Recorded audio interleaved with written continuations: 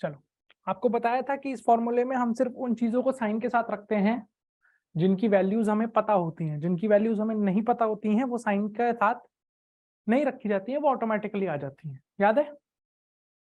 Yes sir. Now in term हम define करेंगे जिसको हम बोलेंगे मैग्निफिकेशन। मैग्निफिकेशन क्या होगी? मैग्निफिकेशन जैसे मान लो ये कोई मिरर है, कॉनकेव मिरर, इसके सामने ये एक ऑब्जेक्ट है, हाइट ऑफ ऑब्जेक्ट, और ये मान लो उसकी इमेज है, हाइट ऑफ इमेज। तो मैग्निफिकेशन एक ऐसा रेशो होता है which is HI upon HO, height of image upon height of object. मतलब ये रेशो बताता है कि इमेज की हाइट कितनी है और ऑब्जेक्ट की हाइट कितनी है, उसका रेशो कितना है। तो पहली चीज, अगर इस मैग्निफिकेशन की जो वैल्यू है उसकी मैग्नीट्यूड 1 से बड़ा है, इसका मतलब है HI HO से बड़ा है। HI HO से बड़ा का मतलब इमेज मैग्निफाइड है। अगर ये रेशो 1 के बराबर है, इसका मतलब HI और HO दोनों बराबर हैं, इसका मतलब इमेज सेम साइज की है। और अगर इसकी मैग्नीट्यूड 1 से छोटा है,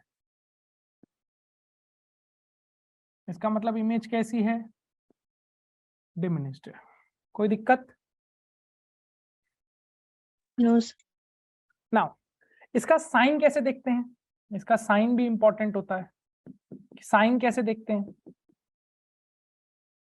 तो साइन बेटा ऐसे देखते हैं कि अगर मान लो इन्वर्टेड इमेज बन रही है, जैसे आपके सामने बनी हुई है इन्वर्टेड इमेज, तो मैग्निफिकेशन है HI अपॉन HO। लेकिन अगर इमेज इन्वर्टेड है तो इतनी बात पक्की है कि अगर एक का साइन पॉजिटिव है, मान लो ऑब्जेक्ट का साइन पॉजिटिव है, तो इमेज का साइन नेगेटिव होगा, यानी कि ये नेगेटिव होगा, ये पॉजिटिव होगा, यानी कि ये रेशो नेगेटिव आएगा। इसका मतलब अगर इमेज रियल और इन्वर्टेड है तो मैग्निफिकेशन नेगेटिव है, और अगर मान लो इमेज इरेक्ट है और वर्चुअल है तो मैग्निफिकेशन पॉजिटिव आएगी। कैसे? अगर इरेक्ट है तो इरेक्ट का मतलब अगर ऐसे ऑब्जेक्ट रखा है तो ऐसे इमेज होगी, ये इरेक्ट हो गया, तो अगर ये पॉजिटिव है तो ये भी पॉजिटिव है, तो रेशो भी पॉजिटिव आ जाएगा। कोई दिक्कत वाली बात? No sir. ठीक है, अब हम लोग एक काम करते हैं, एक इंपॉर्टेंट रिलेशनशिप डिराइव करने की कोशिश करते हैं।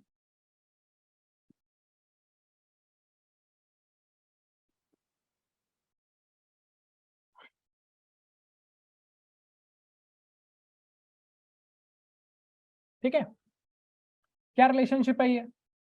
मान लो ये मिरर है, मिरर के सामने ये एक ऑब्जेक्ट रखा है, दिस इज HO, ये उसकी इमेज बन रही है, दिस इज HI। यानी कि अगर ये AB ऑब्जेक्ट है तो A', B' इसकी इमेज बन रही है। ठीक है भैया, और ये पॉइंट पोल है। तो मैं ऐसे सोचता हूं कि अगर ये ऑब्जेक्ट है और ये इमेज है, इसका मतलब यहां से कोई भी रे जो जा रही है वो रिफ्लेक्शन के बाद यहीं आ रही होगी, तभी तो यहाँ पर इमेज बनेगी। मान लो कोई रे ये ले लो, ये वाली जो रे है वो ये भी रिफ्लेक्शन के बाद यहीं आ रही होगी, तभी यहाँ पर इमेज बन रही होगी। तो मैं इन सारी रे को ना देखते हुए एक ये वाली रे देख रहा हूँ। कौन सी वाली? जो यहाँ से जाके पोल पे हिट करेगी। अगर वो पोल पे हिट करेगी तो ये प्रिंसिपल एक्सिस ही इसका नॉर्मल हो जाएगा, यानी कि ये हो जाएगा एंगल आई, और लॉ ऑफ रिफ्लेक्शन के मुताबिक ये इतना ही एंगल आई बना के यहाँ पर आ जानी चाहिए अगर यहाँ पर इमेज बन रही है तो। अब यहाँ पे एक चीज बड़ी अच्छी दिख रही मुझे कि ये एंगल आई है और ये एंगल आई है, ये वाला एंगल 90 है, ये वाला एंगल भी 90 है, तो ये दोनों एंगल बराबर, ये 90 90 बराबर, तो ये तीसरा एंगल जो होगा ये वाला और ये वाला, ये तीनों भी ये भी बराबर होंगे, यानी कि दोनों ट्राइंगल सिमिलर हो जाएंगे। क्या ये बात समझ में आती है? यस। तो सिमिलैरिटी क्या कहती है बेटा? सिमिलैरिटी ये कहती है कि रेशो सेम होने चाहिए, यानी कि A', B' upon AB should be equal to A', P upon AP। अब अगर कोई मुझसे पूछे A', B' है क्या, तो मैं कहूंगा A', B' है माइनस का HI, और AB क्या है? AB है प्लस का HO।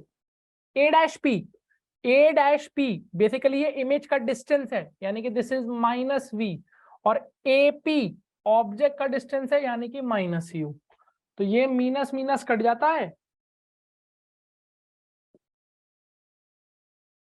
H I upon H O कितना आ जाता है, माइनस का v अपॉन यू। और H I upon H O है क्या, H I upon H O is nothing but magnification. तो हमारे पास मैग्निफिकेशन का एक ऑल्टरनेटिव फॉर्मूला आ गया, that magnification which is H I upon H O, this is equal to minus का v upon u. कोई दिक्कत वाली बात इसमें? No, sir.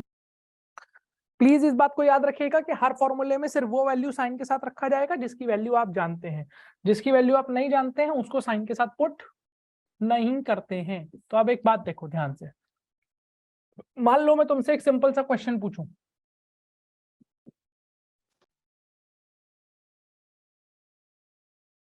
ये एक ऑब्जेक्ट रखा हुआ है ए बी 10 सेंटीमीटर का, यहां से 60 सेंटीमीटर पे, फोकल लेंथ 20 सेंटीमीटर है।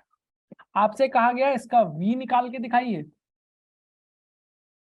एच आई निकाल के दिखाइए, मैग्निफिकेशन निकाल के दिखाइए, और इमेज की नेचर बताइए कि इमेज की नेचर क्या है। ये चारों चीजें आप हमें फाइंड करके दीजिए। तो हम क्या करेंगे, सबसे पहले v निकालेंगे।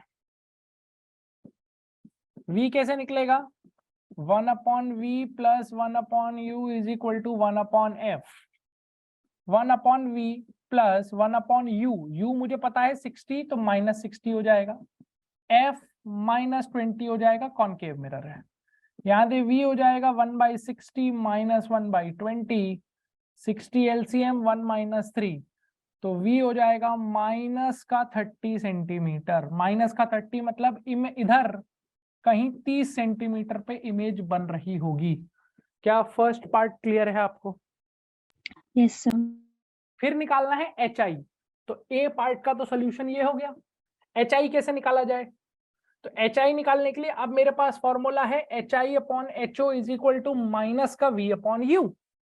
तो मैं ये लगा देता हूं, एच आई मुझे निकालना है, पता नहीं है तो इसका साइन में पुट नहीं करूंगा।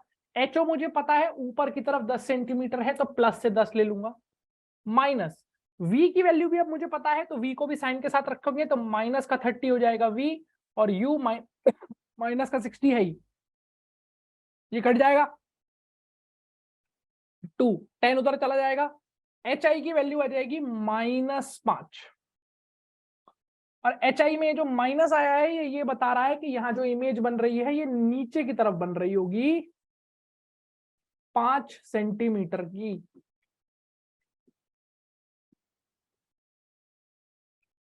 क्या कोई दिक्कत इसमें? No, sir. सी पार्ट में निकालना है मुझे मैग्निफिकेशन। तो मैग्निफिकेशन या तो तुम H I by H O से निकाल लो या माइनस वी बाई यू से निकाल लो, एक ही आंसर आएगा। अगर H I by H O से निकालोगे तो एच आई, अब तुम्हें एच आई की वैल्यू पता है तो साइन के साथ रखोगे, -5, एच ओ 10, तो मैग्निफिकेशन आ गई -1/2। और अगर मैं दूसरा वाला फॉर्मूला यूज करूं माइनस का वी अपॉन यू, तो देखते हैं इससे कितना आता है, माइनस वी हो गया -30, यू है -60, तो ये माइनस माइनस कट गया, तब भी आप देख सकते हो यहां से भी -1/2 ही आ रहा है। दोनों फॉर्मूले से मैग्निफिकेशन नेगेटिव ही आ रही है। कोई दिक्कत? No, sir. चौथे पार्ट में पूछा है इमेज की नेचर बताओ, तो नेचर तो मुझे फिगर से ही दिख रही है। पहली चीज रियल है, इन्वर्टेड है, और डिमिनिश्ड है, छोटी है, क्योंकि ऑब्जेक्ट 10 का है जबकि इमेज 5 की है। और ये चीज मैं मैग्निफिकेशन के साइन से भी बता सकता था। देखो यहां से भी मैं ये चीज बता सकता था, कैसे? मैग्निफिकेशन का साइन नेगेटिव है, तो नेगेटिव पार्ट क्या बता रहा है, मैग्निफिकेशन का नेगेटिव साइन क्या बताता है, मैग्निफिकेशन का नेगेटिव साइन बताता है image is real and inverted. तो मैग्निफिकेशन का नेगेटिव साइन मुझे बता रहा है that image is real and inverted. और अगर मैं मैग्निफिकेशन के मैग्नीट्यूड की बात करूं तो मैग्नीट्यूड है 1/2, जो कि 1 से छोटा है। तो मैग्निफिकेशन अगर 1 से छोटा है इसका मतलब this is a diminished image. तो ये चीज मुझे यहां से भी दिख जा रही है। कोई दिक्कत इस पूरे क्वेश्चन में? No, No. sir. क्लियर है? एक चीज बोलो, Yes, क्लियर है? sir. Yes, sir. चलो इधर देखो,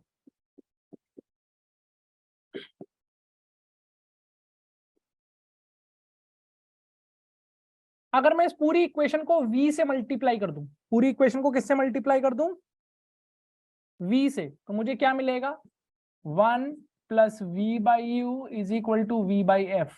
यहां से मैं लिख सकता हूं v by u is equal to v by f minus 1, यानी कि v by u is equal to v minus f upon f. दोनों तरफ माइनस से मल्टीप्लाई कर दीजिए, तो माइनस का v बाई यू हो जाएगा f minus v upon f, और माइनस का v by u is nothing but magnification. तो मेरे पास एक रिलेशन आ गया मैग्निफिकेशन f और v में। Magnification can also be written as f minus v upon f। Similarly अब अगर मैं इस पूरी इक्वेशन को u से मल्टीप्लाई कर दूं तो मुझे मिलेगा u by v plus 1 is equal to u by f. इसको इधर ले आओ, उसको इधर ले जाओ, तो माइनस का u by v will be 1 minus u by f which is f minus u upon f. This is minus का u बाई वी, इसे उल्टा कर दीजिए, रेसिप्रोकेट कर दीजिए, तो माइनस का v by u is equal to f upon f minus u, and this is also nothing but magnification. तो मैग्निफिकेशन का f और u की टर्म्स में एक और फॉर्मूला आ गया, f m is equal to f upon f minus u. कोई दिक्कत वाली बात? No, sir. क्लियर है दोनों फॉर्मूले? Yes. चलिए ध्यान से सुनिएगा। अब मान लीजिए आपसे अगला क्वेश्चन जो पूछा जाएगा जिस तरीके का, वो ऐसे पूछा जाएगा।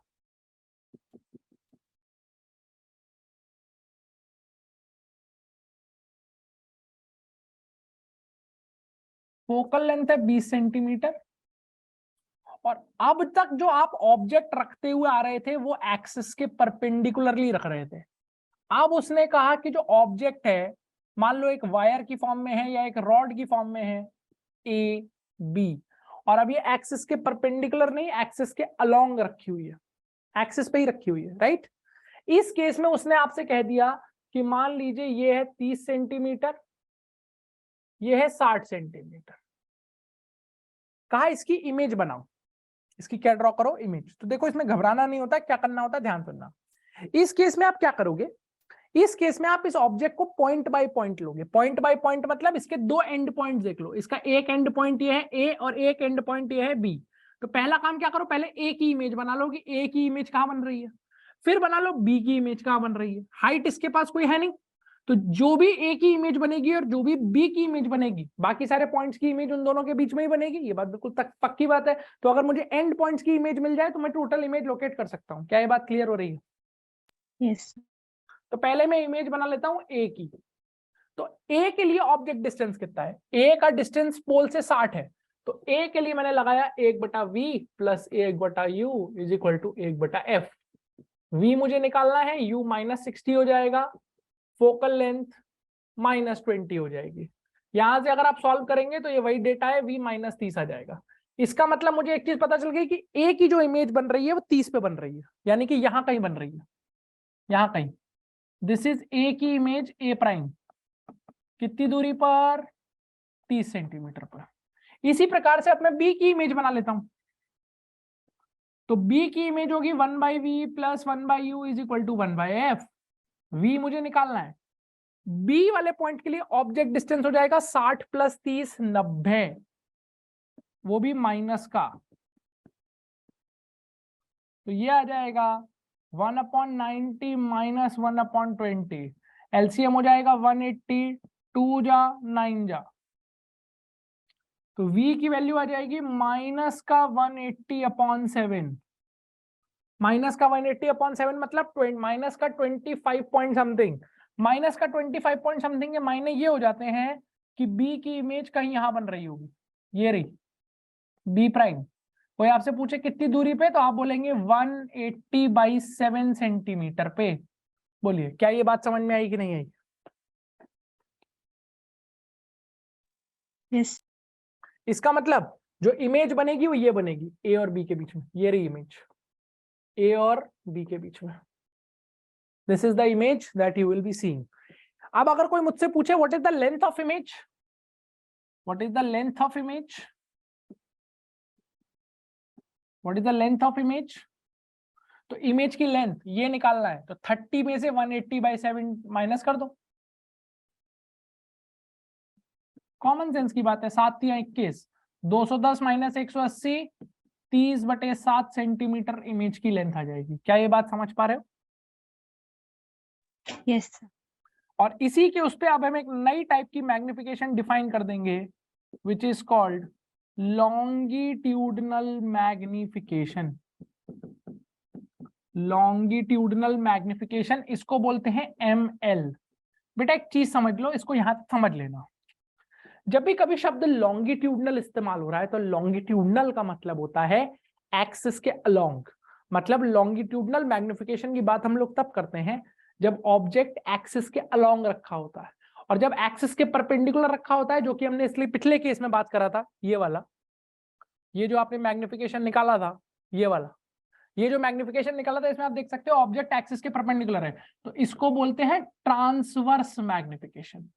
तो प्लीज याद रखिएगा, ट्रांसवर्स शब्द का मतलब होता है परपेंडिकुलर, मतलब ऑब्जेक्ट परपेंडिकुलर रखा है, और लॉन्गिट्यूडनल शब्द का मतलब होता है ऑब्जेक्ट अलोंग द एक्सिस रखा है या पैरेलल रखा हुआ है। पैरेलल याद रखो। तो जिस प्रकार से मैंने ट्रांसवर्स मैग्निफिकेशन को डिफाइन किया था, height of image upon height of object, इसी प्रकार से लॉन्गिट्यूडनल मैग्निफिकेशन को मैं डिफाइन करूंगा length of image upon length of object. ये लेंथ की बात होगी हाइट की जगह। तो लेंथ ऑफ इमेज कितनी है? 30/7, और ऑब्जेक्ट की लेंथ कितनी है? ऑब्जेक्ट की लेंथ है 30 सेंटीमीटर। तो 30 और 30 कट जाएगा, लॉन्गिट्यूडनल मैग्निफिकेशन 1/7 आ जाएगी। क्या ये बात समझ पा रहे हो? सर ये हमेशा पॉजिटिव होगा ना? यस। कोई दिक्कत? No sir. कितना क्लियर है? Yes sir. आगे देखो। मान लो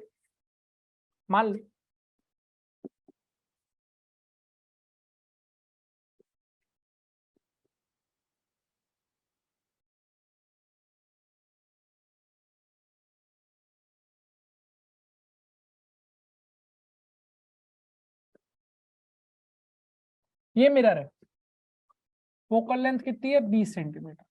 इस बार आपसे कहा गया कि मिरर के सामने जो ऑब्जेक्ट रखा है वो ऐसे रखा है, यू शेप का वायर है, यू शेप का वायर है, ABCD, जिसमें ये लेंथ 10 है, ये लेंथ 10 है, और ये लेंथ 20 है। चलेगा? और साथ में आपको ये भी दे रखा है कि ये लेंथ 40 है। ये लेंथ कितनी है? 40 है। अब आपसे कहा गया है कि इसकी इमेज ड्रॉ करके दिखाइए। इसकी क्या ड्रॉ करके दिखाइए? इमेज ड्रॉ करके दिखाइए इस मिरर में। तो फिर से देखिए कंसेप्ट क्या है। कंसेप्ट ये है कि हम इसके एंड पॉइंट्स पकड़ेंगे। एंड पॉइंट्स पकड़ने का मतलब हम एक ऑब्जेक्ट मानेंगे AB, इसकी इमेज बना लेंगे, एक ऑब्जेक्ट मानेंगे CD, इसकी इमेज बना लेंगे, और बाकी पार्ट की जो इमेज है वो इन दोनों के बीच में ही आनी चाहिए। क्या ये बात समझ पा रहे हो कि नहीं समझ पा रहे हो? Yes sir. तो पहले ऑब्जेक्ट किसको ले ले? पहले ऑब्जेक्ट किसको ले ले? AB को। क्लियर है? Yes sir. अगर मैं AB को ऑब्जेक्ट ले लूं तो बताओ AB का ऑब्जेक्ट डिस्टेंस कितना है? इस AB का डिस्टेंस यहां से कितना है? 60 है। Yes sir. Yes sir. AB के लिए मैंने लगाया 1/V प्लस 1/U बराबर 1/F। V मुझे निकालना है, U हो गया -60, फोकल लेंथ हो गया -20। ये वही पुराना डेटा है अपना। V यहाँ से -30 आ जाएगा। मतलब AB की जो इमेज बनेगी वो यहाँ से 30 पे कहीं बन रही होगी, और उसकी हाइट भी निकालनी पड़ेगी, क्योंकि इस ये जो AB ऑब्जेक्ट है इसकी हाइट 10 है, पर इमेज की तो निकालनी पड़ेगी। तो वो निकालने के लिए आप लगा दोगे HI/HO is equal to -V/U। Height of image आपको पता नहीं है, हाइट ऑफ ऑब्जेक्ट कितना है? 10, माइनस का V कितना है? V -30। -30, और U है -60। तो ये माइनस माइनस कटा, ये 2 कटा, HI कितना आ जाएगा? -5 सेंटीमीटर। -5 का मतलब ऊपर कि नीचे? नीचे। इसका मतलब ये बात तय है कि जो AB है, इस AB की इमेज यहां बन रही होगी, कहां पर? 30 सेंटीमीटर पर, और ऐसे बन रही होगी नीचे की तरफ 5 सेंटीमीटर की। तो ये पॉइंट हो जाएगा A' और ये पॉइंट हो जाएगा B'। पहले बताओ क्या इतनी बात समझ में आती है? Yes sir. Yes sir. अब मैं किसे ऑब्जेक्ट ले लूं? CD। तो एक बात बताओ, सीडी को अगर मैं ले लूं तो सीडी के लिए ऑब्जेक्ट डिस्टेंस 60 लिया जाएगा कि सीडी के लिए ऑब्जेक्ट डिस्टेंस 40 ले लिया जाएगा? 40। 40 लेके फिर से सीडी के लिए यही सेम फॉर्मूला लगा दोगे, फिर सीडी के लिए हाइट निकाल लोगे तो सीडी की भी इमेज मिल जाएगी। मानते हो कि नहीं मानते हो? Yes sir. और थोड़ा स्मार्टली अगर देखो तो सीडी के लिए काम करने की जरूरत ही नहीं है। कैसे पता? फोकल लेंथ कितनी है? 20। और सी की दूरी कितनी है? 40। 40। तो अगर ये 20 है और ये 40 है, 40 का मतलब ये डबल ऑफ फोकल लेंथ है कि नहीं है? Yes sir. इसका मतलब ये जो सीडी है सेंटर ऑफ कर्वेचर पे रखा हुआ है। बोलो हाँ या ना? Yes sir. और हम सबको स्टैंडर्ड रिजल्ट पता है कि जब ऑब्जेक्ट सेंटर ऑफ कर्वेचर पे रखा होता है तो इमेज कहाँ बनती है? वहीं पे बनती है नीचे। सेंटर ऑफ कर्वेचर पे ही बनती है। और बड़ी बनती है, छोटी बनती है कि सेम साइज की बनती है? सेम। सेम साइज के। तो सीडी को कैलकुलेट किए बिना ही मैं बता सकता हूँ कि सीडी की इमेज यही बनेगी, इन्वर्टेड 10 सेंटीमीटर की, बिना कोई कैलकुलेशन किए। क्या आपको बात समझ में आई कि नहीं आई? Yes sir. और बाकी ये जो बीसी वाला पार्ट है ये इसमें आ जाएगा, इतने पार्ट में। ये आपका बीसी वाला पार्ट हो गया। तो ये इसकी इमेज बन जाएगी ए डैश बी डैश, ये सी पॉइंट सी डैश की तरह भी बिहेव करेगा, डी डैश। इस तरीके की इमेज इसकी बन रही होगी। कोई दिक्कत वाली बात? No sir. बोलो, कोई समस्या है तो बताओ। No sir. आप में से कोई जेई वाला है कि आप सब नीट वाले ही हैं? सर जी। जेई वाला कौन है? समय। आप हैं जेई वाले? खुशी है। खुशी। बाकी सब नीट वाले हैं? Yes sir. ठीक है। बोलो, यहां तक कोई दिक्कत? नो अरे सर। यहां तक कोई दिक्कत?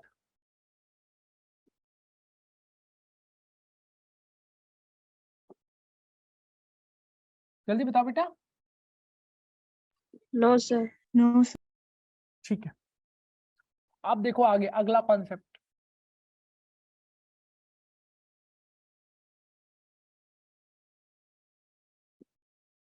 हमने स्फेरिकल मिरर में इमेज बनाना सीख लिया, हमने स्फेरिकल मिरर की ये बातें कर ली।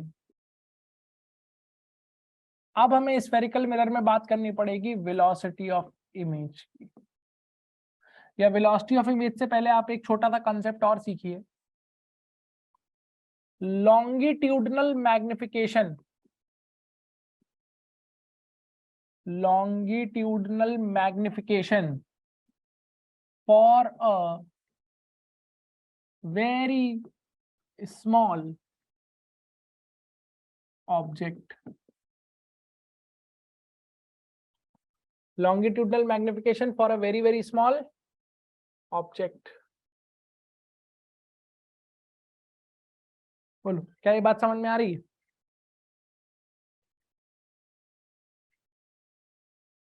लॉन्गिट्यूडनल मैग्निफिकेशन होता क्या है? HI/HO कि LI/LO? LI/L। तो मान लो ये एक मिरर है,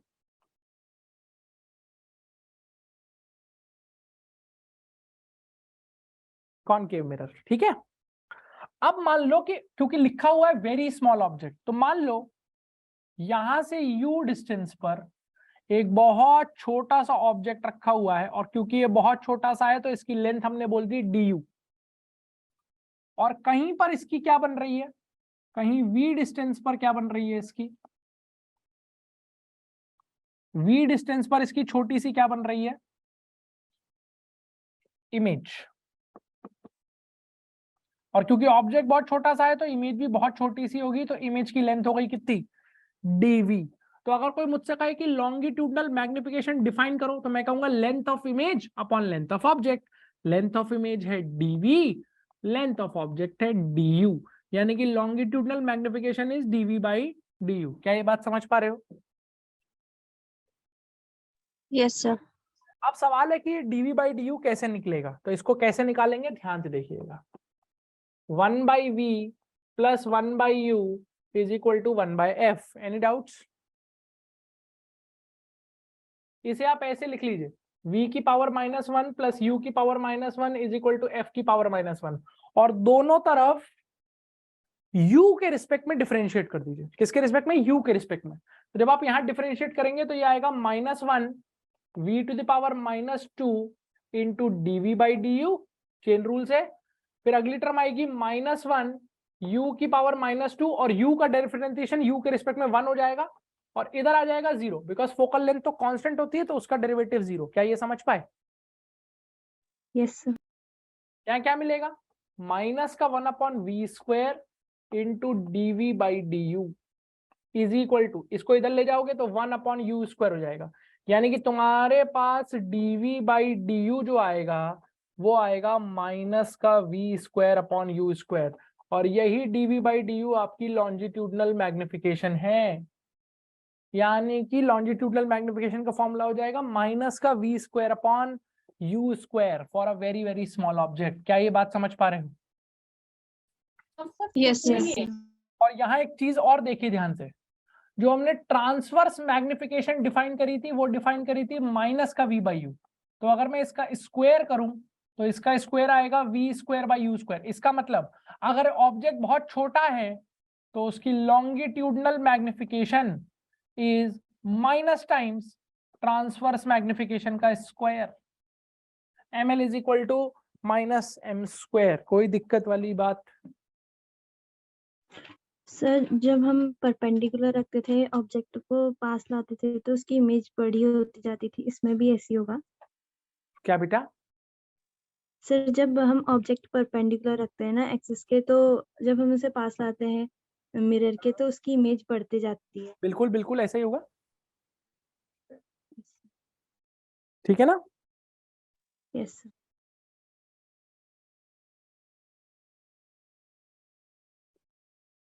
कोई डाउट यहाँ तक? No sir. ठीक है, चलो अब देखो आगे। अब ये कंसेप्ट जो है वो बड़ा इंपॉर्टेंट है, ध्यान सुनना।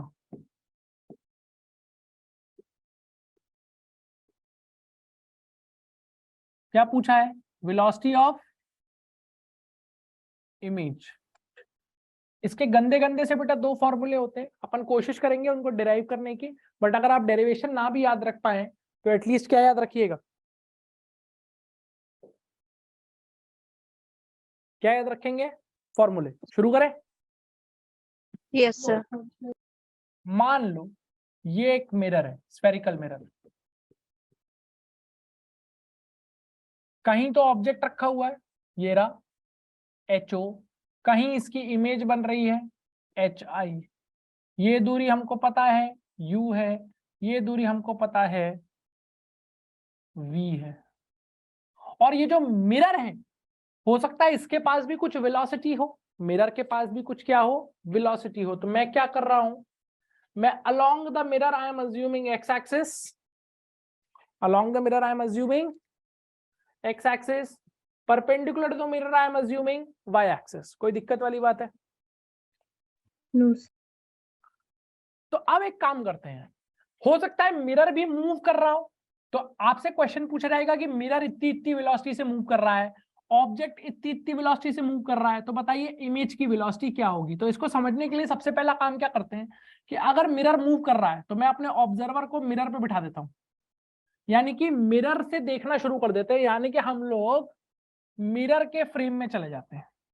किसमें चले जाते हैं? मिरर के फ्रेम में।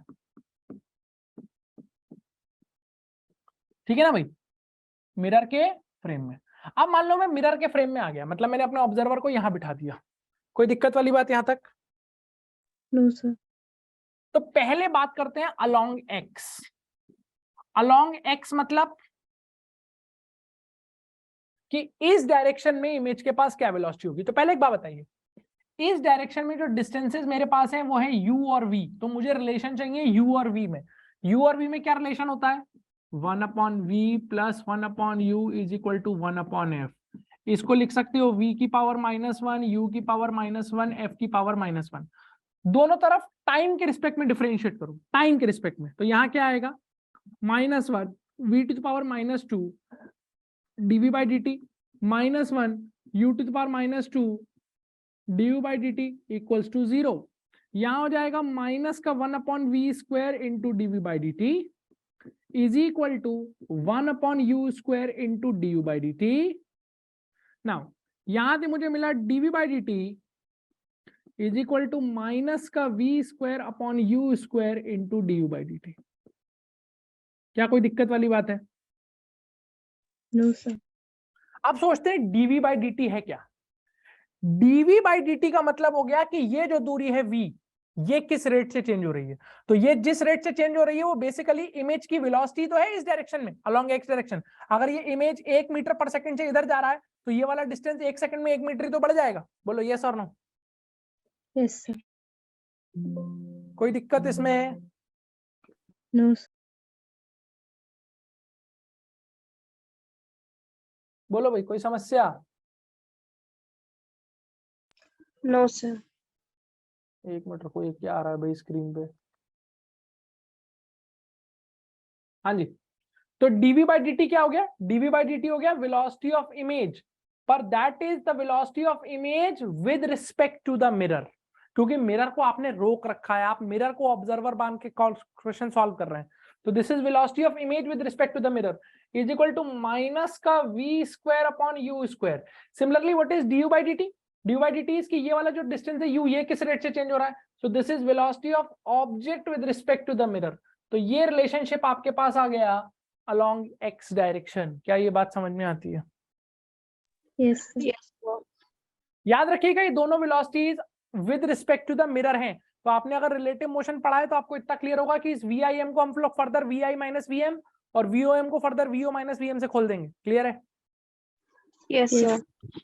ठीक है, आगे देखो.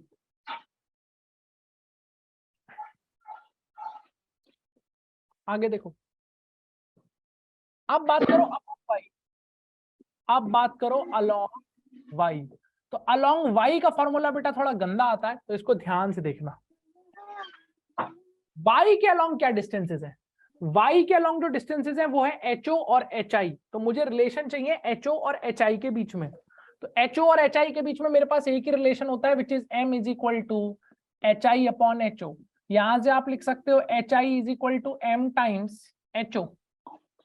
दोनों तरफ टाइम के रिस्पेक्ट में डिफरेंशिएट कर दीजिए. DHI upon DT is equal to m times DHO upon DT plus HO times DM by DT. कोई समस्या वाली बात है? No sir. अब देखते हैं DM बाई DT क्या होता है. हमने अभी आपको एक फॉर्मूला, बेटा किसी के माइक से बहुत डिस्टरबेंस आ रही है. हमने एक फॉर्मूला पढ़ाया था m is equal to f upon f minus u. याद आ रहा है? तो इसको मैं ऐसे लिख सकता हूं, यस और no? Yes sir. Now look here, अगर मुझे इसका डेरिवेटिव निकालना है तो dm बाई dt निकाल लेता हूं मैं. ये वाला f तो कांस्टेंट है, तो कांस्टेंट एज इट इज आ गया. इसका डिफरेंशिएशन करोगे तो पावर कितनी है? -1 f माइनस u की पावर -2. फिर चेन रूल से जब अंदर का डेरिवेटिव करोगे तो f का derivative 0 because this is constant और माइनस का du बाई dt. क्लियर? ये वाला माइनस और ये वाला माइनस कैंसिल हो जाएगा.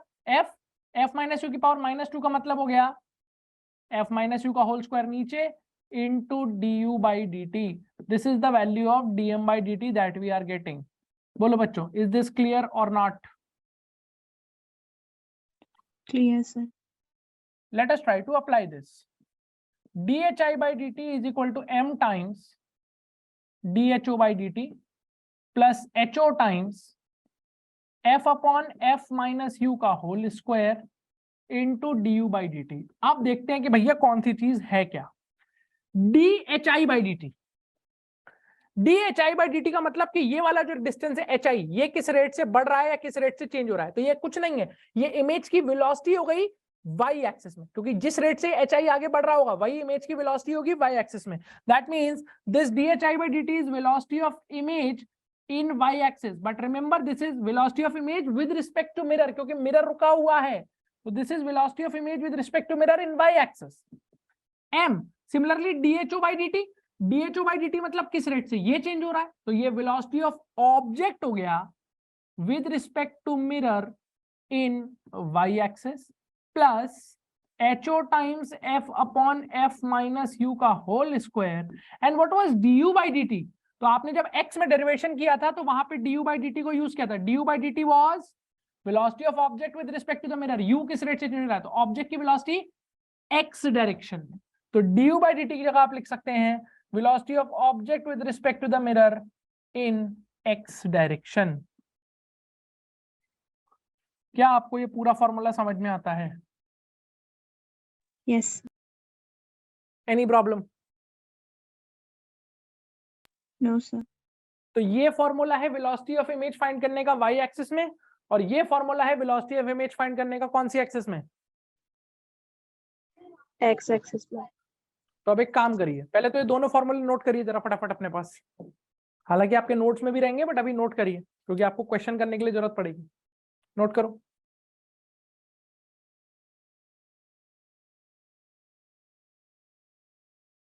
क्लियर है? Yes sir. ये भी नोट कर लो। कर लिया?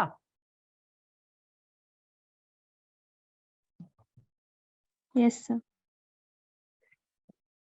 ठीक है। नाउ लुक हियर, सिम एक क्वेश्चन दे रहा हूं, ध्यान से करना है इसको, ध्यान से। ये एक मिरर है,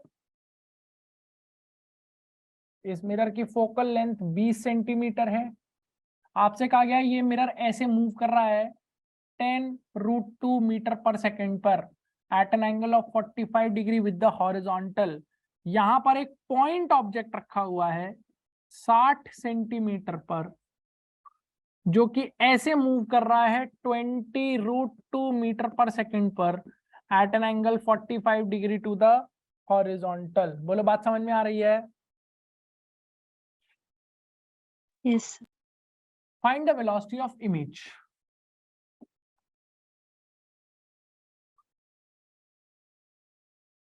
इमेज की वेलोसिटी निकालिए। क्या निकालिए? इमेज की वेलोसिटी। ट्राई करिए जरा, फॉर्मूला लगाने का ट्राई करिए।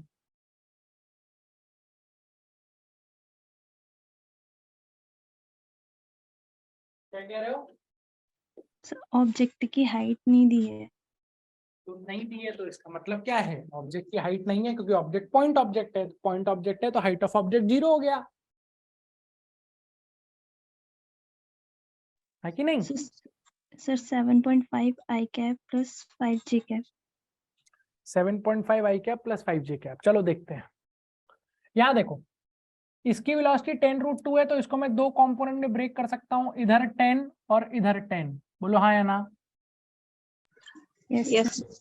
ऐसी इसकी वेलोसिटी को भी मैं दो कंपोनेंट में ब्रेक कर सकता हूं, इधर 20 और इधर 20। आंसर्स आपके गलत हैं बेटा, ध्यान से देखना है। पहले अलोंग एक्स क्या फॉर्मूला है? Velocity of image with respect to the mirror is equal to minus का v² upon u², velocity of object with respect to the mirror. Yes और नो? Yes sir. तो एक तो मुझे v चाहिए क्योंकि u तो मुझे पता है 60 है, पर v मुझे पता नहीं है, तो v मैं निकाल लूंगा। कैसे पता? ऑब्जेक्ट का डिस्टेंस 60 है और फोकल लेंथ इसकी 20 सेंटीमीटर दे रखी है, तो पहले मैं मिरर फॉर्मूला लगा के v निकाल लेता हूँ। 1/v plus 1/u is equal to 1/f।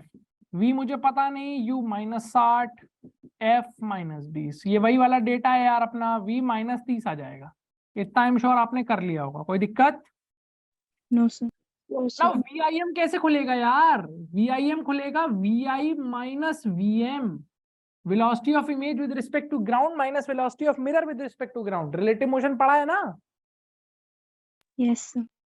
Is equal to minus का v² अपॉन u², और VM होगा velocity of object with respect to mirror. क्योंकि अगर आप ध्यान से देखें तो हमसे velocity of image with respect to ground पूछा है, विद रिस्पेक्ट टू मिरर थोड़ी पूछा है। विद रिस्पेक्ट टू मिरर पूछा होता तो यहाँ पर m लिखा होता, विद रिस्पेक्ट टू मिरर नहीं पूछा है हमसे। तो वेलोसिटी ऑफ इमेज मुझे निकालनी है तो उसको तो मैंने एज इट इज छोड़ दिया, माइनस वेलोसिटी ऑफ मिरर।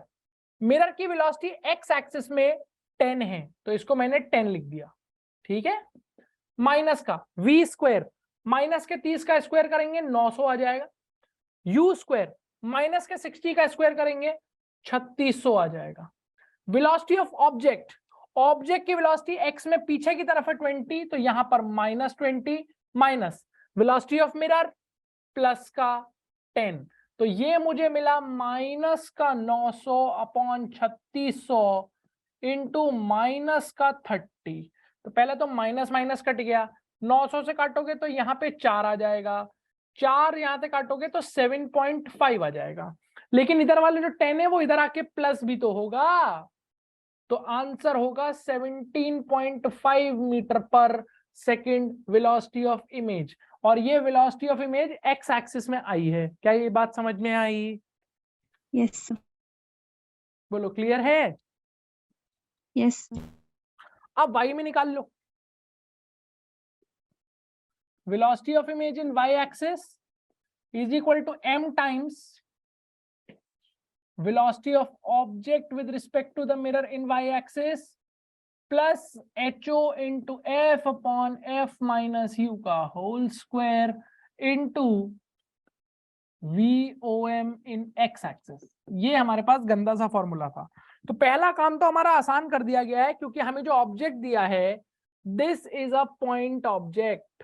तो अगर ये पॉइंट ऑब्जेक्ट है तो इसका मतलब इसकी कोई हाइट नहीं है, यानी कि जो हाइट ऑफ ऑब्जेक्ट वाली टर्म है ये टर्म 0 है, तो 0 मल्टीप्लाइड बाय एनीथिंग 0 ही आएगा। तो मेरे पास अब क्या बचा? मेरे पास बचा vi माइनस vm। याद रखिएगा ये कौन से एक्सिस में? वाई एक्सिस में। Is equal to m times vo minus vm। कौन से एक्सिस में है? वाई एक्सिस में। इमेज की वेलोसिटी मुझे निकालनी है बेटा, पता नहीं है मुझे। मिरर की वेलोसिटी क्या है वाई एक्सिस में? वाई एक्सिस में मिरर की वेलोसिटी 10 है और ऑब्जेक्ट की वेलोसिटी वाई एक्सिस में 20 है, याद रखना इसको। तो ये 10 हो गया। इज इक्वल टू m चाहिए भाई, m भी तो चाहिए। तो m कैसे निकलेगा? तो m को अगर चाहो तो पड़ोस में माइनस v बाई यू वाले फॉर्मूले से तुम निकाल सकते हो। तो माइनस v था माइनस 30 और u था माइनस 60, तो ये माइनस का हाफ आ जा रहा है। तो अगर ये माइनस का हाफ आ जा रहा है तो ये हो गया माइनस का हाफ। ऑब्जेक्ट की वेलोसिटी है 20, इमेज की वेलोसिटी है 10, सॉरी मिरर की वेलोसिटी है 10। क्या ये बात समझ पाए? Yes sir. तो ये आ गया माइनस का 1/2 इंटू 10, माइनस का 5, 10 जाएगा तो इमेज की वेलोसिटी 5 आ जाएगी। तो x की वेलोसिटी आपने गलत निकाली है, y की शायद सही निकाली है। y की यही निकाली थी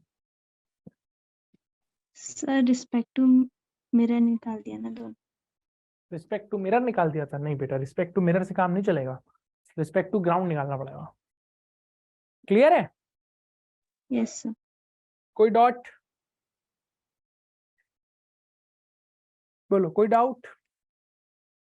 नो सर। ठीक है, आगे देखो, अगले कॉन्सेप्ट पे आओ।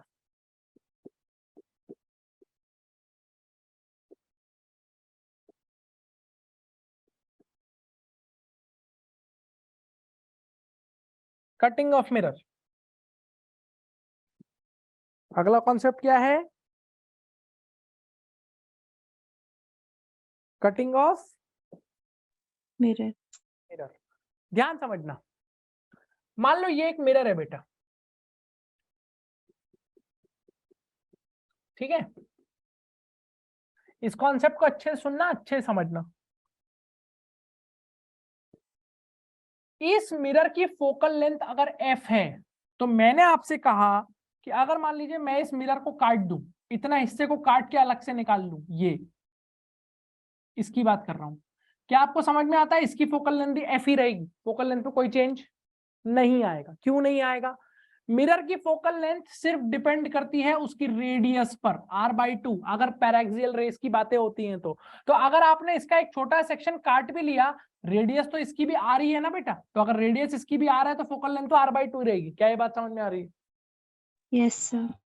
तो इसका मतलब मिरर को अगर आप काटेंगे तब भी उसकी फोकल लेंथ चेंज नहीं होगी। सिमिलरली कोई अगर आपसे पूछे कि एक मिरर को उठा के पानी में डाल दिया, ग्लास में डाल दिया, बेंजीन में डाल दिया, किसी भी सॉल्यूशन में डाल दिया, फोकल लेंथ पे क्या फर्क पड़ेगा? तो आपका जवाब होगा कोई फर्क नहीं पड़ेगा। फोकल लेंथ का लेना देना सिर्फ रेडियस से है, रिफ्रैक्टिव इंडेक्स से कोई लेना देना है ही नहीं।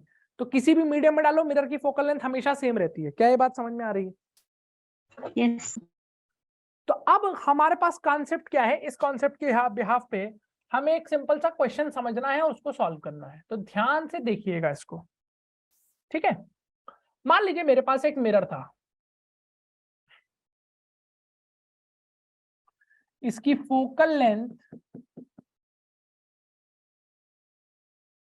20 सेंटीमीटर थी, और यहां पर एक ऑब्जेक्ट रखा था ओ, पॉइंट ऑब्जेक्ट 60 सेंटीमीटर पे। तो अब तक तो मेरे ख्याल से आपको ये डेटा रट गया होगा कि अगर फोकल लेंथ 20 सेंटीमीटर होती है, ऑब्जेक्ट 60 पे होता है, तो इमेज 30 पे बनती है, v-30 आता है। सॉल्व करके दिखाओगे, समझ में आ गया? v-30 आएगा, आ गया। यानी कि इमेज यहां बनेगी, एक इमेज बनेगी और यहां बनेगी, और कितनी दूरी पर बनेगी? 30 सेंटीमीटर पे बनेगी। बोलो हाँ या ना। Yes sir. अब आपसे क्या कहा गया? आपसे कहा गया कि हमने इस मिरर को यहां से काट दिया। यहां से क्या कर दिया बेटा? काट दिया, और ऊपर वाले हिस्से को थोड़ा सा ऊपर शिफ्ट कर दिया और नीचे वाले हिस्से को थोड़ा सा नीचे शिफ्ट कर दिया। यानी कि अब जो सिचुएशन है वो ऐसी है कि ये मेरा ऑब्जेक्ट रखा है, ऊपर वाला जो हिस्सा है उसको मैंने थोड़ा सा ऊपर शिफ्ट कर दिया, और नीचे वाले हिस्से को मैंने थोड़ा सा नीचे शिफ्ट कर दिया। बोलो क्या इतनी बात समझ में आती है? Yes sir. और मान लो मैंने कहा गया कि बहुत चुन्नू सा डिस्टेंस मैंने शिफ्ट किया है, 0.05 mm इसको ऊपर शिफ्ट किया है, और 0.05 mm मैंने नीचे शिफ्ट किया है। तो पहली बात तो, अगर ओरिजिनल मिरर की फोकल लेंथ 20 सेंटीमीटर थी और आपने ऐसे काटा है, तो इस पार्ट की फोकल लेंथ भी 20 सेंटीमीटर ही होगी, और इस पार्ट की फोकल लेंथ भी 20 सेंटीमीटर ही होगी। फोकल लेंथ पे कोई फर्क नहीं पड़ेगा। फर्क अब क्या पड़ जाएगा? फर्क ये पड़ जाएगा कि अगर आपने इस मिरर को थोड़ा सा ऊपर शिफ्ट कर दिया, तो इस मिरर की ये जो ऊपर वाला पार्ट है, ये अब इसकी नई एक्सिस है, ऐसी जो नीचे वाला पार्ट है ये अब उसकी नई एक्सिस है, प्रिंसिपल एक्सिस। बोलो क्लियर हो रहा है? क्लियर हो रहा है कि नहीं? तो वो कट गए तो उनकी एक्सिस तो बीच से जानी चाहिए ना उनके। बेटा बीच से क्यों जाएगी? ये सिर्फ इस सेक्शन की बात है ना, तो इस एक्सिस से यही तो लास्ट रिफ्रैक्शन हो रहा है। Yes sir. लास्ट रिफ्लेक्शन तो यही हो रहा है कि नहीं हो रहा है? Yes sir. पैराक्सियल रेस की बात कर रहे हैं ना हम लोग सिर्फ। Yes sir. तो अब मेरी बात सुनना बहुत ध्यान से और तमीज से। ये जो ओरिजिनल मिरर था, इस मिरर के लिए ये कैसा ऑब्जेक्ट था? पॉइंट ऑब्जेक्ट की नहीं? Yes sir. लेकिन अब ये एक मिरर है कि दो मिरर है? दो। क्या इन दोनों के लिए ये पॉइंट ऑब्जेक्ट है? No sir. नहीं। अगर आप नीचे वाले मिरर को देखें, तो नीचे वाले मिरर की जो एक्सिस है, ये ऑब्जेक्ट के पास उस एक्सिस के मुकाबले एक हाइट आ गई है 0.05 mm की ऊपर की तरफ। यस और नो? Yes sir. और जो ऊपर वाला मिरर है उसकी एक्सिस से भी इसके पास हाइट है 0.05 mm की नीचे की तरफ। यानी कि इन दोनों के लिए पॉइंट ऑब्जेक्ट नहीं है, ये ऐसा ऑब्जेक्ट है जिसके पास हाइट है। बोलो हाँ या ना। Yes sir. तो पहला सवाल, एक इमेज बनेगी कि दो इमेजेस बनेंगी? दो। दो। एक इमेज ये बनाएगा ऊपर वाले से, एक इमेज नीचे वाला बनाएगा। अब कॉमन सेंस लगाओ। कॉमन सेंस ये कहता है कि इस वाले मिरर की बात करो, इस वाले मिरर की फोकल लेंथ कितनी है? 20 सेंटीमीटर। दूसरी चीज, इस वाले मिरर के लिए इस ऑब्जेक्ट की दूरी कितनी होगी? इस वाले मिरर के लिए इस ऑब्जेक्ट की दूरी कितनी होगी बेटा? जल्दी बताओ। 60। तो अगर ऑब्जेक्ट डिस्टेंस 60 है, फोकल लेंथ 20 है, तो ये भी तो इमेज 30 पर ही बनाएगा। Yes sir. और ये वाला ही मिरर भी इमेज कितने पे बनाएगा? नीचे वाला भी कितने बनाएगा? 30 पर। तो इसका मतलब इतनी बात पक्की हो जाती है भैया कि यहां से 30 सेंटीमीटर पे अगर मैं एक लाइन इमेजिन करूं ऐसे करके, तो दोनों इमेजेस, जो इमेज इसकी होगी और जो इमेज इसकी होगी, वो इसी लाइन पे लाई कर रहे होंगे। बोलो हाँ या ना। यस। अब देखते हैं वो इमेज कहां बनेगी। तो पहले आप ऊपर वाले मिरर को देखिए, आपको अपने आप कॉन्सेप्ट क्लियर हो जाएगा। ऊपर वाले मिरर के लिए इसको नाम दे देते हैं ना, मैं इसको मैं M1 बोल देता हूं, इसको मैं M2 बोल देता हूं। अगर मैं M1 के लिए बात करूं कि इमेज की हाइट कितनी होगी, तो मैंने लगाया HI/HO is equal to minus का V/U। ध्यान से देखना, HI मुझे निकालना है। क्या आप मुझे बता सकते हो इस ऊपर वाले मिरर के लिए HO क्या लगेगा?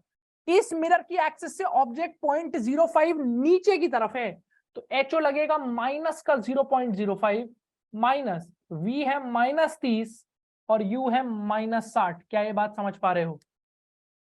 यस। तो मीनस मीनस कट गया, मीनस मीनस कट गया, ये 2 आ गया, HI आ गया 0.05/2 यानी कि 0.025 mm। 0.025 प्लस से कि माइनस से? प्लस से कि माइनस से? सब प्लस। प्लस का मतलब क्या है कि इस मिरर की जो इमेज है वो इसकी एक्सिस से नीचे है कि ऊपर है? ऊपर। यानी कि ये अपनी जो इमेज बना रहा है I1 वो यहां बना रहा है, और यहां से कितनी हाइट पे बना रहा है बोलो? 0.025 mm पे। क्या ये बात समझ पाए? Yes sir. अब दिमाग लगाओ, बिना कैलकुलेशन करे बताओ, जब तुम यही रिलेशन नीचे वाले मिरर के लिए लगाओगे HI/HO is equal to -V/U, तो HI तुम्हें निकालना है। अब जो HO लगेगा वो माइनस का 0.05 लगेगा कि प्लस का 0.05 लगेगा? प्लस का।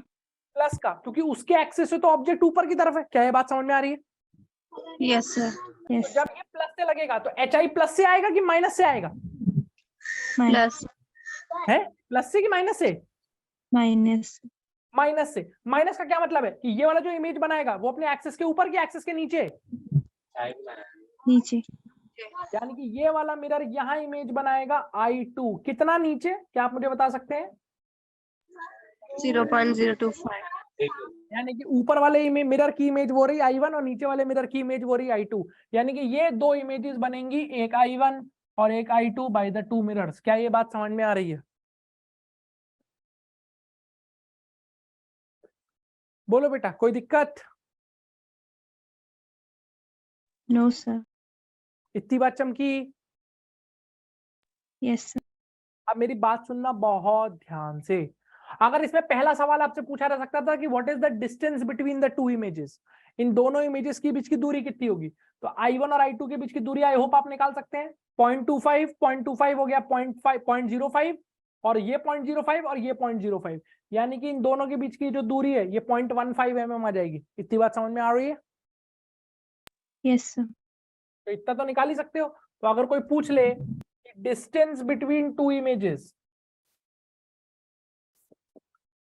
तो what is the distance between two images? 0.15 mm। क्या ये बात क्लियर है? यस। Yes sir.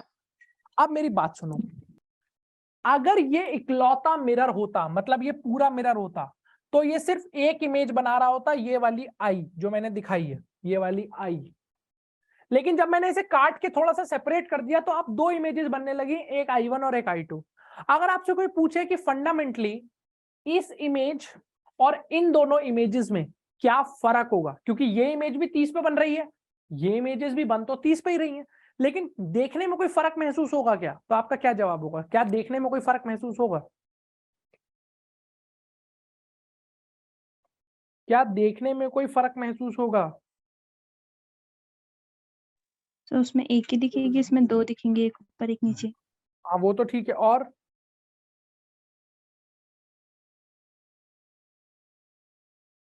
और बताओ बेटा। अब देखो, एक समझो इस बात को, ध्यान सुनना। थोड़ा एक पिंक कलर लेते हैं, थोड़ा फिगर को मैं गंदा करना जा रहा हूं, ध्यान सुनना। ये ऑब्जेक्ट है और ये इसकी इमेज बन रही है। इसका मतलब है इस ऑब्जेक्ट से जितनी भी रेज मिरर पे जा रही होंगी वो सारी रिफ्लेक्शन के बाद यहीं आ रही होंगी। बोलो हाँ या ना? यस।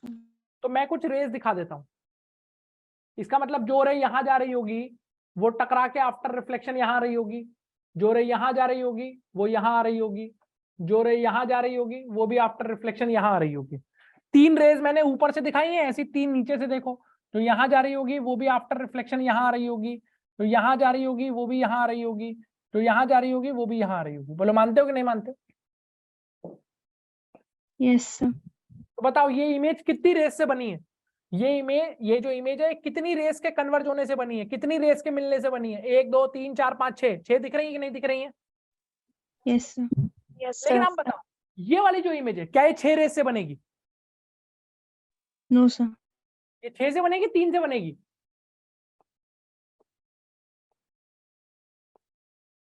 अरे बोल बेटा। 3 से ही बनेगी। 3 से बनेगी ना यार? Yes sir. मतलब कुल मिला के सिंपल सी बात जो मैं कहना चाह रहा हूं वो ये कहना चाह रहा हूं कि एक बात बताओ, मान लो इस पूरे मिरर पे 1000 रेस थी, तो पूरे मिरर पे अगर 1000 थी तो 500 ऊपर होंगी 500 नीचे होंगी। बोलो हाँ या ना? यस। वो 500 की 500 भी यहाँ रही थी, ये 500 की 500 भी यहाँ रही थी, तो ये इमेज 1000 से बन रही थी। लेकिन जब तुमने काट दिया, आधा ऊपर कर दिया आधा नीचे कर दिया, इसका मतलब ये इधर 500 रेज इस पे गई, 500 रेज इस पे गई, तो ये जो इमेज बनाएगा वो सिर्फ 500 रेज से बनेगी, और ये जो इमेज बनाएगा वो सिर्फ 500 रेज से बनेगी। क्या ये बात समझ में आया कि नहीं आया? Yes, sir. इसका मतलब ये जो दोनों इमेजेस होंगी ना, इनकी ब्राइटनेस कम होगी, ये थोड़ी सी डल दिखाई दे रही होंगी as compared to the original image, क्योंकि यहाँ 1000 रे आ रही थी, यहाँ इस पे सिर्फ 500 आ रही है और इस पे सिर्फ 500 आ रही है, तो नंबर ऑफ लाइट रेज अगर कम हो गई, इसका मतलब कम लाइट पहुंच रही है, तो उतनी ब्राइट नहीं होगी वो। समझ पाए? Yes, sir. नहीं समझे? बोलो क्लियर है? यस तो इसका मतलब मैं कह सकता हूं, क्या कह सकता हूं बताओ? I1 and I2 are dull as compared to I के मुकाबले I1 और I2 डल इमेजेस होंगी। क्या ये बात समझ में आई? Yes Yes. कोई डाउट यहां तक? No sir. चलो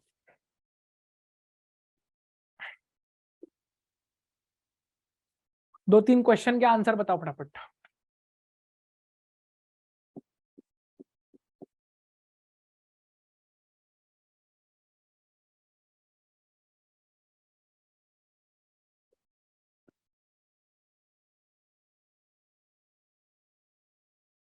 ये एक मिरर है, ये इसका सेंटर ऑफ कर्वेचर है, ये फोकस है। आपसे कहा गया है कि सेंटर पे एक ऑब्जेक्ट इस तरीके का रखा हुआ है, ये ऑब्जेक्ट की शेप है, मतलब ये वायर फ्रेम है, इसकी शेप इस तरीके की है। अब मैं आपको चार ऑप्शन दे रहा हूं, उन चार ऑप्शंस को देख के आपको बताना है कि इसकी जो इमेज होगी वो इन चारों में से कौन सा सही ऑप्शन होगा।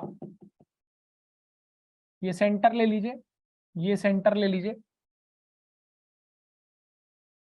ये है पहला ऑप्शन, या इसका कलर डिफरेंट कर दूंगा, ये लो, ये है पहला ऑप्शन, ऐसी दिखेगी। ये है दूसरा ऑप्शन, कुछ ऐसी दिखेगी।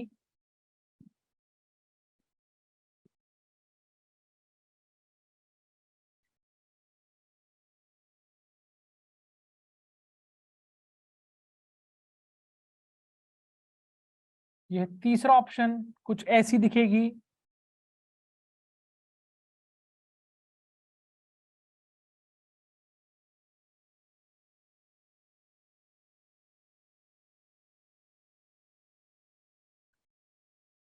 यह है चौथा ऑप्शन, कुछ ऐसी दिखेगी।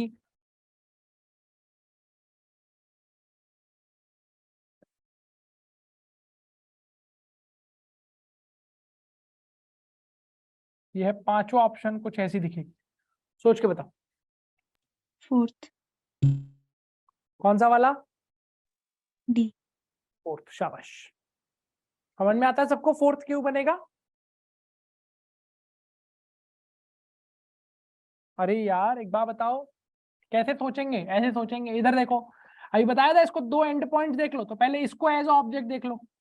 तो ये वाला जो ऑब्जेक्ट है, ये तो सेंटर पे रखा है, तो क्या पढ़ा था, जो सेंटर पे ऑब्जेक्ट होता है उसकी इमेज सेंटर पे ही सेम साइज की बन जाती है, तो इसकी इमेज तो ऐसे ही आ जाएगी।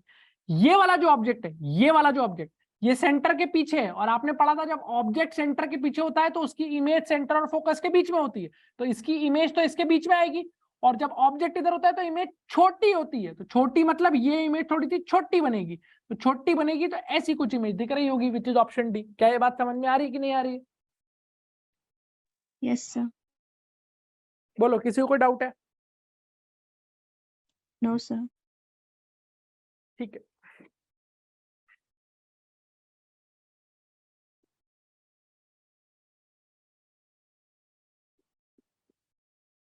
चलो ये बताओ,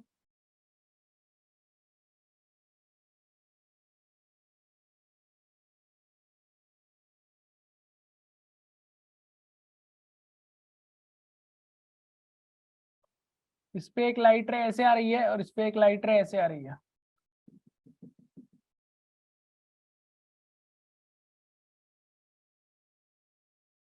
और आपको दे रखा है दैट दिस इज 60 सेंटीमीटर। ये कितना है? 60 सेंटीमीटर। v बताइए कितना आएगा इसका, जल्दी से निकालिए फटाफट। v कितना आएगा?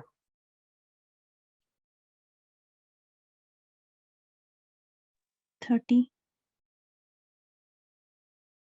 +30 के -30? +30।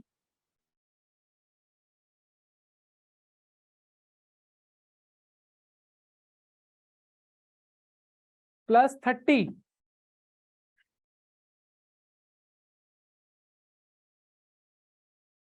बोलो भाई, पक्की बात है? Yes sir. हाँ, तो +30 का मतलब क्या हो रहा होगा? +30 कैसे आ रहा है पहले तो बताओ। क्या तुम्हें इस बात समझ में आती है कि ये पॉइंट तुम्हारा ऑब्जेक्ट है और वर्चुअल ऑब्जेक्ट है? बोलो हाँ या ना। Yes sir. तो अगर ये ऑब्जेक्ट है तो तुमने लगाया 1/v + 1/u = 1/f। v तुम्हें निकालना है, u प्लस से 60 आ जाएगा क्योंकि इधर ही इंसिडेंट रे है, इधर ही आप जाएंगे नापने इसको, और फोकल लेंथ प्लस से 20 आएगी, कॉन्वेक्स मिरर है, तो 1/v हो जाएगा 1/20 - 1/60। ये हो जाएगा 60। 3 - 1 मतलब 2/60, यानी कि 1/30। v बराबर 30 आ रहा है। बोलो आ रहा है कि नहीं आ रहा है?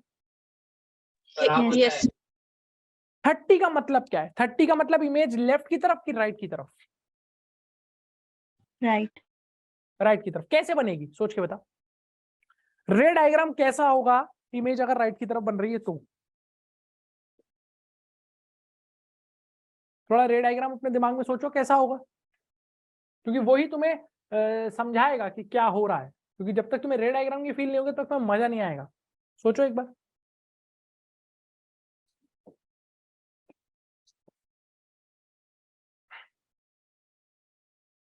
देखो इधर ध्यान सुनना कैसे सोचेंगे, क्योंकि जनरली बच्चों को लगता है कि सर ये जो रे ऑफ लाइट आई, ध्यान तो सुनना, ये जो रे ऑफ लाइट आई ये तो रिफ्लेक्ट होके ऐसे जानी चाहिए, और ये वाली जो रे ऑफ लाइट आई ये तो रिफ्लेक्ट होके ऐसे आनी चाहिए, तो यहां काटेंगी तो यहां इमेज होनी चाहिए थी, यहां इमेज होनी चाहिए थी, तो ये तो 30 मतलब इमेज का डिस्टेंस माइनस में आना चाहिए था, आ तो प्लस में रहा है। बोलो बात समझ पा रहे हो कि नहीं समझ पा रहे हो? Yes sir. तो ऐसा कैसे हो रहा है इसको समझाइए आप मुझे, इसको आप समझिए क्या हो रहा है यहाँ पे। देखिए थोड़ा सा दिमाग लगाइए, फोकल लेंथ कितनी है? 20। तो सेंटर कहाँ पे होगा? 40। तो सेंटर का यहाँ होगा कि नहीं होगा? बोलो यस। Yes sir. अब यहां से तुम्हें चीजें क्लियर हो जाएंगी। ये 40 है, तो बेटा मैं इसको 40 बनाने की जरूरत भी नहीं है, तुम्हें बस इतना समझ में आ गया ना कि सेंटर ऑब्जेक्ट से पहले है। बोलो यस और नो। Yes sir. तो अब बताओ इस पॉइंट पे अगर नॉर्मल बनाना है तो कैसे बनाना है? आपको क्लास में सिखाया गया था नॉर्मल बनाते हैं तो उसको सेंटर से ज्वाइन करते हैं, यानी कि नॉर्मल कुछ ऐसा बनेगा कि नहीं बनेगा? बोलो। Yes, sir. और इस पॉइंट पे अगर तुम्हें नॉर्मल बनाना है तो क्या वो नॉर्मल ऐसा बनेगा? बोलो यस और no. Yes, sir. I think अब तो अपने आप चमक गया होगा क्या हो रहा है। चमका?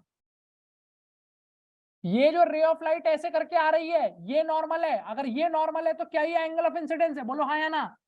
Yes sir. तो ये टकरा के इधर नहीं आएगी, ये ऐसे जाएगी, समझे? Yes, sir. और ये रे ऑफ लाइट है ये ऐसे जाएगी, तो ये रे ऑफ लाइट और ये रे ऑफ लाइट एक्चुअली तो काटेंगे नहीं, कहाँ काटेंगे? पीछे मिलाने पे काटेंगे। तो अगर पीछे मिलाने पे काटेंगे तो यहाँ काटेंगे। ये बन रही है एक्चुअल में इमेज 30 सेंटीमीटर पे। क्या आपको बात समझ में आई कि नहीं आई? Yes. Is the ray diagram clear? Yes sir. Any doubts? No sir. तो अब बताइए जितना भी हमने मिरर पढ़ा है शुरू से लेकर यहाँ तक, स्फेरिकल मिरर तक, क्या आपको एक एक चीज अच्छे समझ में आ गई है? Yes sir. अब आपके मिरर में मैक्सिमम पार्ट्स कंप्लीट हो गए, सिर्फ एक पार्ट बचा हुआ है which is combination of mirror. Combination of mirror मतलब अभी तक हमने एक मिरर लगाया है, एक ही स्फेरिकल मिरर या एक ही प्लेन मिरर। अब हम इनके कॉम्बिनेशंस पढ़ेंगे, मतलब किसी क्वेश्चन में कॉनकेव मिरर कॉन्वेक्स मिरर लगा देंगे साथ में, दो मिरर, या कॉनकेव मिरर और प्लेन मिरर साथ में लगा देंगे। उस केस में इमेज, फाइनल इमेज कैसे निकाली जाएगी उसका डिस्कशन हमारा बचा हुआ है। बस उसके बाद हमारा मिरर क्या हो जाएगा बेटा? कंप्लीट। फिर हम रिफ्रैक्शन शुरू करेंगे। समझ में आ रही बात? Yes sir. Yes, sir. आज मैं स्टार्ट नहीं कर रहा हूं क्योंकि इट्स अ बिग टॉपिक और टाइम हमारे पास नहीं है, तो जितना यहां तक पढ़ा है वो क्लियर है अच्छे से? यस Yes, कोई sir. डाउट तो पूछ सकते हैं आप, कोई डाउट है? सर, हम मिरर को जितने पार्ट में डिवाइड करेंगे उतने ज्यादा ही इमेज बनेंगी ना? यस, डिवाइड और करके आप सेपरेट करते चले जाओ तो उतनी ज्यादा इमेजेस बनेंगी। और ब्राइटनेस कम होती जाएगी। बिल्कुल। Yes sir.